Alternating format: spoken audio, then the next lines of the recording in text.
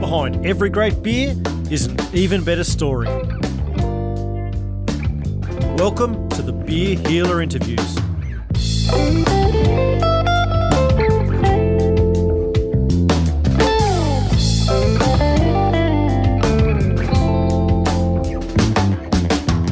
Many years ago, Will Tatchell, head brewer and owner of Dieman Brewing, was on his way to take up his dream job as a brewer for Guinness in Ireland.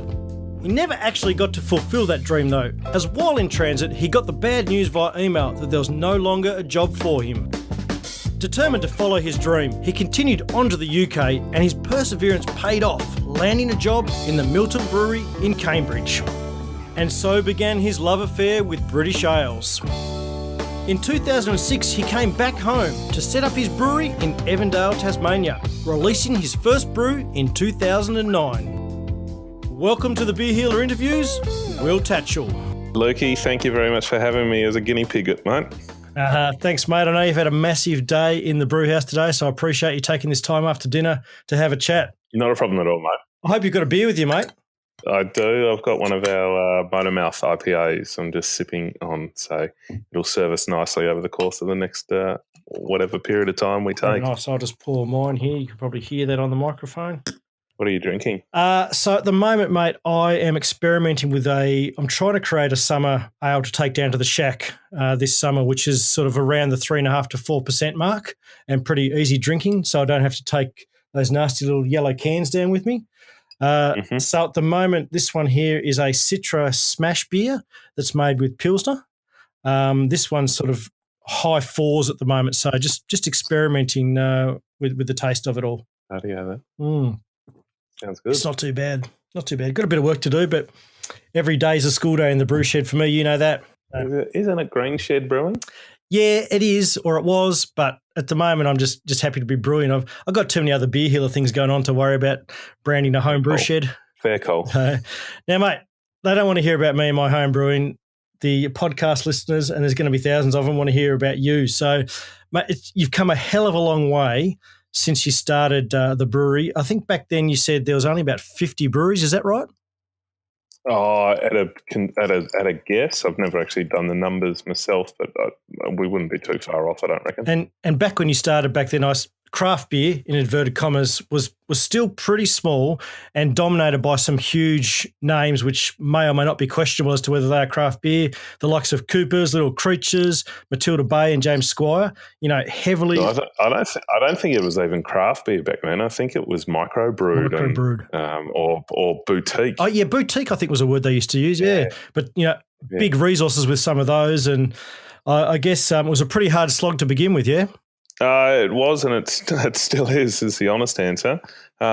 If anything, it was potentially a little easier back almost 10 years ago when we didn't have the plethora of breweries and great quality beers on the shelves. What we do now was getting a foot in the door in venues and stuff was potentially a little easier. There was maybe more than just one tap for 10 breweries to fight over at each pub, eh? Yeah.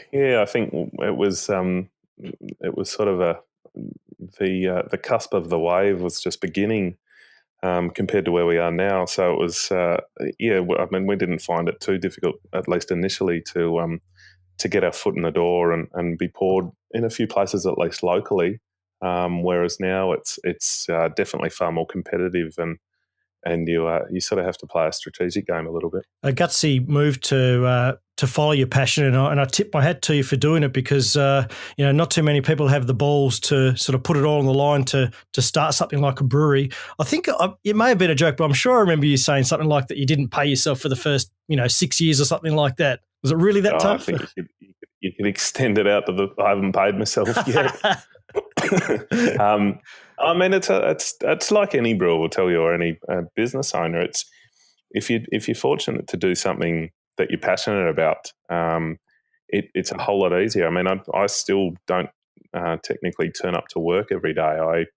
I'm fortunate to be doing something that I love and am passionate about, and it just so happens that we have created a business around it and have been doing that for a period of time. So it's, the rewards are potentially not necessarily as financially rewarding as what other positions might be, but job satisfaction is just about as high as it can get. And now you've got 3 boys to train up into the art of craft brewing. Do you reckon they'll follow in your footsteps? I don't know. I certainly won't push them that way. If it's something that they want to do, they're probably 3 of the most beer-educated children going around. They certainly understand ingredients, styles, process, and things. So, I mean, if one of them, 2 of them, 3 of them want to do anything with beer, then good on them. Hopefully there's a cricketer, a golfer and a footballer involved first. So. Yeah, I'd love a golfer. How good would that be? So much money in golf. Exactly. Is your dad still helping out in the brewery? Yeah, he does. He was helping us quite extensively today. So good on your dad. He pretty much does a lot of the deliveries locally for us. Oh, yeah. Otherwise, I get caught talking for a majority of the time, and then you do love a chat. He'll help. Yeah, he'll often flick in for a packaging run or take the spent grain away to the cattle or the sheep, or unload a truck for us, or all those bits and pieces, things that need to be done that he's capable of doing. But other than that, he's a lot of the time looking after the farm. Oh, that's fantastic. Now, look, in this whole BeerHealer interviews thing, I want to tell stories about what's going on in the craft beer scene. And the reason why I want to speak to you initially, because I think you've got a great story to tell. If we fast forward, 6, 7, 8 years or whatever it was from when you started, you really consciously decided to make a change in the direction of your brewery, didn't you? Yeah, we did. We sort of our focus sort of shifted to a holistic on-farm approach. I mean, that was arguably driven by the fact that we are a farm-based brewery. So we have the capability of producing the agricultural products, and for me, beer is purely an agricultural product. We use 4 core ingredients most of the time, and they are extensively agriculturally linked. Added to the fact that as my palate matured in bits and pieces, I started to drink more and more of the farmhouse ales, sour beer, sort of barrel aged stuff, which really started to get my creative juices going as a brewer. So I think both of those influences sort of worked hand in hand to get us to the point where we're at now. And what was your inspiration? I know you've had a brewer's crush on Jester King over in Texas. Was there someone like that sort of thought, I could do this at home in Tassie? I'm not that. I don't think so. Is probably the answer. I think they provided breweries such as Jester King sort of provided impetus or confidence that others were doing it. I'm not big on sort of milestone components, as in or epiphany beers or epiphany moments or things. I think it's.